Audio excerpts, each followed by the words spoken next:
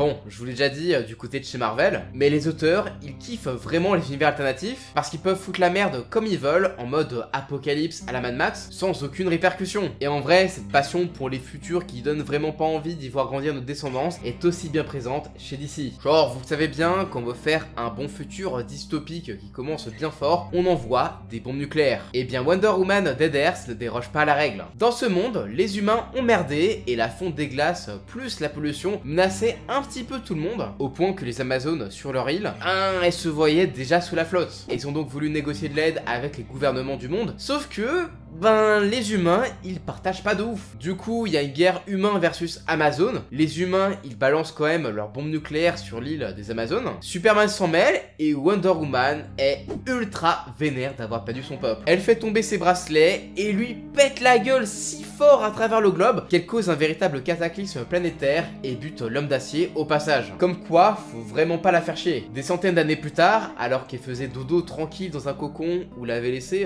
Batman, vu que c'était quand même le dernier espoir, elle se réveille dans un monde littéralement mort et désolé où en fait il n'y a plus de héros et où les derniers humains vivent dans des camps un petit peu barbares au milieu des Wastelands. Ah, et comme ça ne suffisait pas, le monde est peuplé de mutants chelous ultra flippants qui sont en fait les Amazones qui ont muté sous l'effet des radiations. Mais tout n'est pas perdu ici, Wonder Woman devient le dernier espoir de l'humanité et sauve même les hommes de son propre peuple. Ça a l'air mignon dit comme ça, mais en fait elle l'a fait en se servant quand même du squelette de Superman, quand même son pote, comme masse d'armes. Ouais, elle déconne vraiment zéro la meuf. Et en vrai, quand on voit la fin du comics où elle a buté les Amazones et où les derniers survivants qu'elle a sauvés vivent sur l'île de Themyscira, on peut se dire que c'est cool et quel espoir. Enfin, seulement si vous avez eu la chance d'habiter proche de là où Diana faisait dodo, sinon je suis pas sûr que le reste du monde se porte aussi bien. Et ensuite, let's go dans un autre Wasteland avec Last Night on Earth. Et selon moi, c'est un petit peu le Allman Logan de DC en termes de concept, vu qu'il y a vraiment pas mal de saloperies qu'on peut y trouver. Alors déjà, tout est ravagé, il y a presque rien, c'est juste le bordel, l'apocalypse quoi. Dans cet univers, Mogo, la planète qui envoie les anneaux de Green Lantern vers les bons porteurs est morte. Donc les anneaux, ils vont vers n'importe qui, et vu que la majorité des humains, en fait, ils ont pas la volonté nécessaire pour les contrôler, ils sont soumis par l'anneau, alors on a en quelque sorte des constructions en bébé qui traînent les autres. On peut rajouter à ça qu'il y a des tornades de Speed Force où c'est tous les speedsters qui sont bloqués à l'intérieur, et si ça touche un être vivant, soit ça le fait vieillir jusqu'à ce qu'il devienne poussière, ou ça te transforme en fœtus. Ajouter à ça qu'il y a des animal men qui sont juste là pour te bouffer, franchement, ça fait pas rêver. Le seul endroit potable, c'est Gotham, mais c'est contrôlé par Omega. C'est un peu un Batman de la mort. Il a le contrôle sur tout le monde grâce au signal Omega. Parce qu'en fait, il a tué Darkseid, donc il a l'équation d'antivie. C'est tellement fou furieux qu'il a une salle des trophées en mode tableau de chasse. Et il y a bien une forme de résistance avec la cour des hiboux qui est un petit peu la Bat Family, mais si vous êtes un PNJ, soit vous êtes mort dans le Wasteland parce que bon, vous n'êtes pas Batman, soit vous êtes contrôlé par Omega,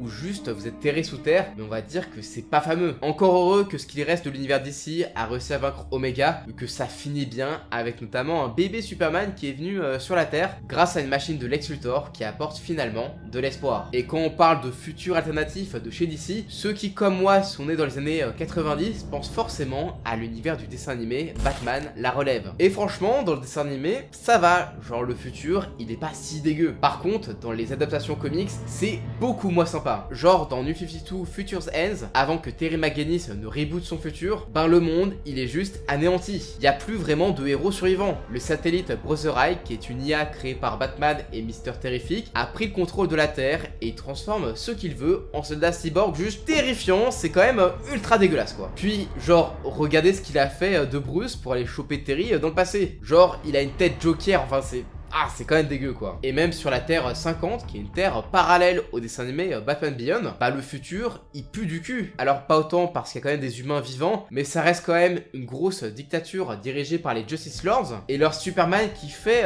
pas dans la dentelle face aux traîtres. Et il faut également qu'on parle du DC Extended Universe. Ça nous a quand même donné un aperçu de ce que pourrait donner un futur sombre pour l'univers DC en live action, avec notamment le Nightmare. Ce qu'on pensait au départ n'être qu'une espèce de cauchemar chelou de Batman dans BVS, Death, bah en fait c'était bel et bien un futur alternatif du DCU, comme on l'apprend à la fin de la Snyder Cut, ainsi que des concepts de Justice League 2 et 3. Pour vous faire le topo, grâce à l'Injustice League de Lex Luthor, la Terre et la Justice League sont vraiment dans la merde. L'île des Amazones se fait gazer, tuant Wonder Woman au passage. Pour Atlantis, c'est Aquaman qui se fait buter par Orm et Black Manta, et Mera en ressort de justesse. À Central City, Cold tente de tuer Flash, mais c'est Cyborg qui prend et il lui reste que le haut du corps. Et Lex, en ayant activé ses 3 boîtes mères, a trouvé l'équation d'Antivie. Et en vrai, c'est cool pour lui quoi, mais ça ramène Darkseid qui le bute et prend l'équation avant de transformer Lois en merguez trop cuite, faisant de son mec Superman son nouveau bras droit. Résultat, 5 ans plus tard, c'est la merde, les humains sont esclaves de Darkseid et la résistance, bah soyons honnêtes, elle fait pitié. Heureusement, à la fin, bon, certes, ils meurent tous, mais ça permet à Flash de laisser un message à Bruce dans le passé pour qu'il se sacrifie afin de sauver Lois